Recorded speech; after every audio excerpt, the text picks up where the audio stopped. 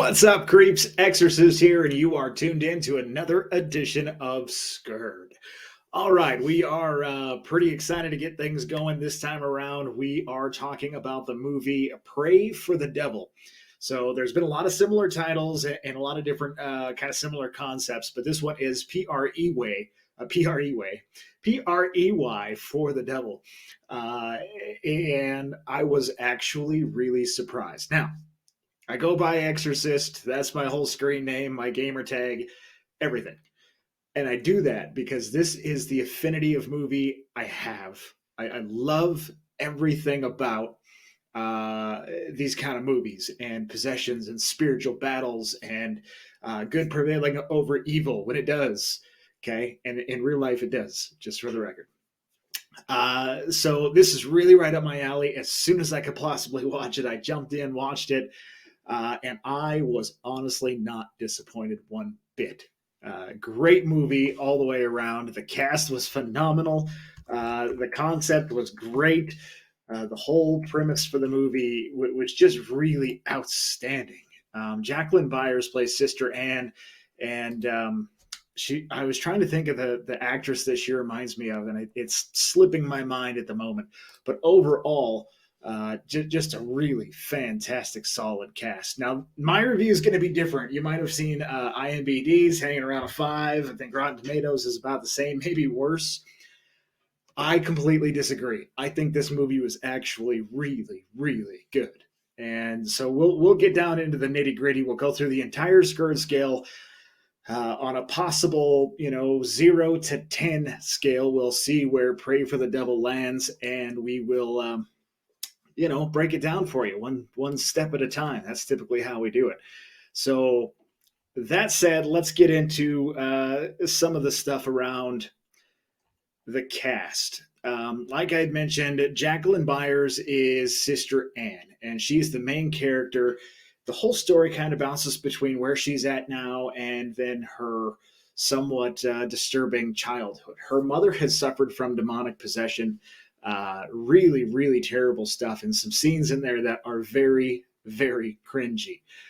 Ultimately, she comes out of the whole deal, decides that she's going to be a nun. Now you're wondering, you're saying exorcists. Wait. Nuns can't do exorcisms. True. This is the story of the first one that ever was able to. So that was kind of a fun part for me as well. But anyway, Jacqueline Byers, great actress. Ben Koss is in this. He plays Cardinal Matthews.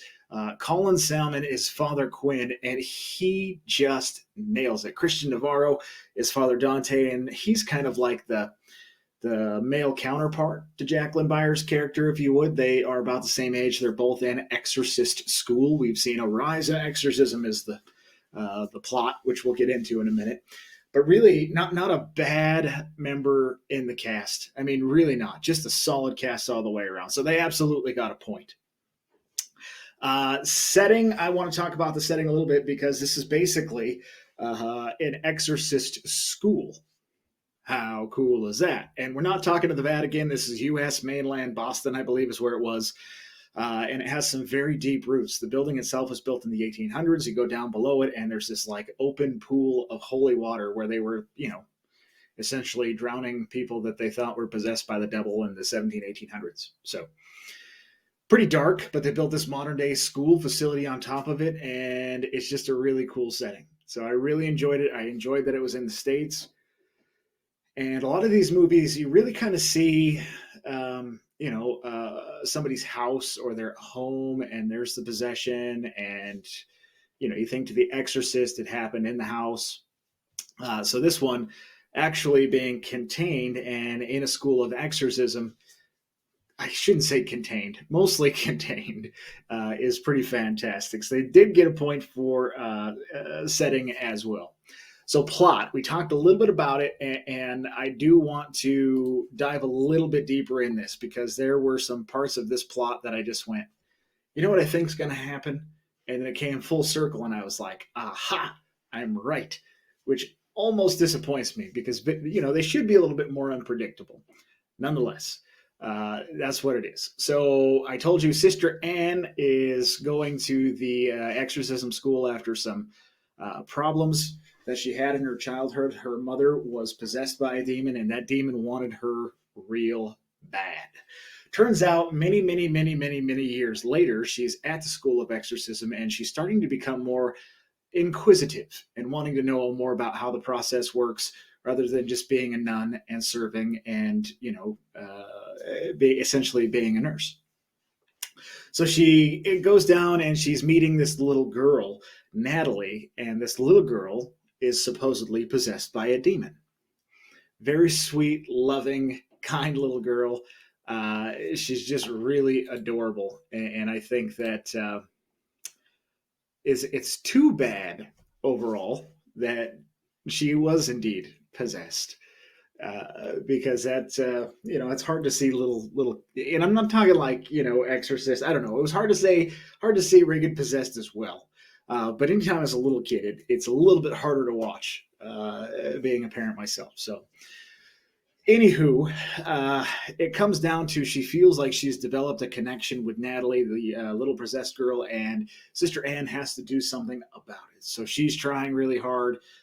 They ultimately determine she's what they call a terminal case, meaning the exorcism is likely to fail, and she's probably possessed to the point where she will die. So very, very, very sad. Lots happens. I don't want to give away too many spoilers, but there's a battle, good versus evil, and the whole thing. So Posey Taylor, by the way, is the character the actress that plays the character Natalie, the little girl. She does such a good job. Very, very good young actress. So you have that to look forward to. So yeah, push comes to shove. They have several different cases of possession, and they have to fight a little bit with the forces of darkness. May the light prevail. Some other sad things, bad things happen throughout the thing, but nothing was so far over the top that it was like, oh, I hate it when they do that. Because you know my thing, they can ruin movies really easy, especially horror movies. This was not that way at all. Very well done. At no part that I go, that was dumb. No part whatsoever, which is rare, because usually I'm like, that was dumb. That's what I do. So overall, plot, yes. It gets a point, a big point, a great point. Should give it 2 points. I don't know if I can do that, but we'll move on. The effects, special effects, awesome, very well done. The building was beautiful. The whole facility that they used, the way it was decorated, the way people were dressed in attire. Everything about the special effects in this were just beautiful. Nothing was, floating out of the mist and being all ridiculous. And man, when there was a jump scare, it was a person, it was a possessed person, it was something in the dark that you don't see, which is a huge thing for me. So I was really impressed all the way around. Great special effects. Number 3, 4 on the whole Scurred scale. So far, 4 is pretty solid. Continuity. I thought this movie flowed really nicely. There were, flashbacks, but they were in line with where the story was. So she has a traumatic event basically at the school of exorcism. And then after that traumatic event, she kind of goes off by herself and goes backwards in her mind and remembers her past. And then it'll flash forward into where she's meeting with the psychiatrist at the facility. And then it will segue into the next part. Does that 4, 5, 6 times. It's very smooth. I'm never going back kind of going, they missed a part, or this is skipping around too much.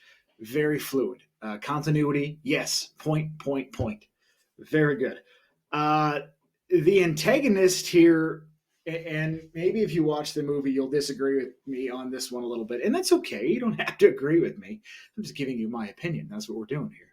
I don't think the antagonist was very good. And when I say antagonist, I'm primarily talking about the demon that ultimately wanted Sister Anne back when she was a child and still wants her to this day. But it jumps. It jumps body to body to body to body. And that's where I thought, this antagonist is not very good. And there was no real definition. What kind of demon is this? Why is this demon coming after her? What is the point behind that? It was never really revealed. So for the antagonist, I thought they could have done a little bit better. If I say, what was the demon's name in the Exorcism or the Exorcist? Oh, it's Pizzazu, Captain Howdy, yeah. Emily Rose, the possession of Emily Rose. I am Legion, and he names off his 7 names, and it was just a little bit better defined.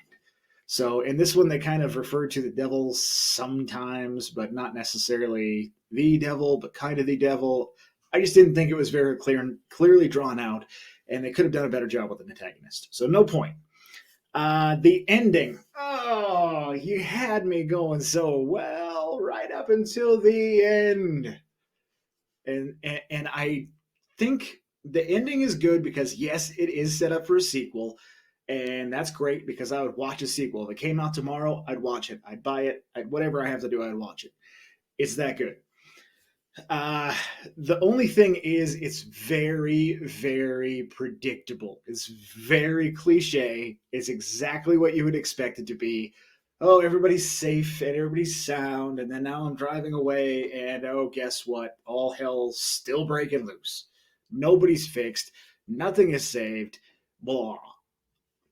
So, yes, I'd like to see movies when they're set up for a sequel, but at the same time, I'd also like there to be a little element of, I don't know, originality. And this one didn't have it. So, no point overall in ending. You know that we have our next 3 tiers of stuff, okay? The next 3 tiers are spooked, shaken, and scurred. Spooked, shaken, and scurred. So I did not think this was Scurred level.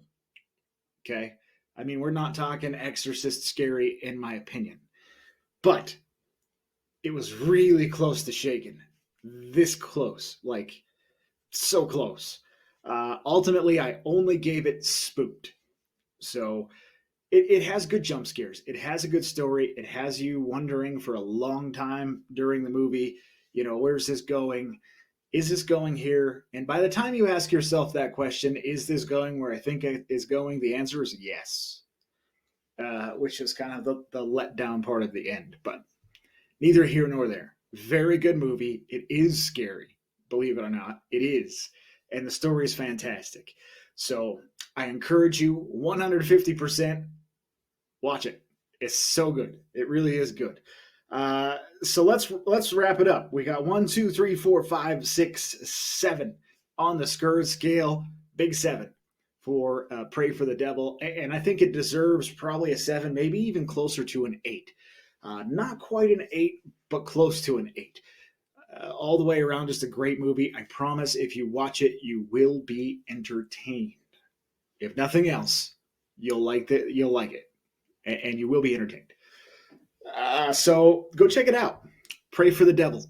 In theaters now, a couple other places you can watch it, but wherever you can find it, I think they have it on Amazon. I will drop a link if they do. If you want to buy it from there, rent from there, please do so. That helps our channel grow.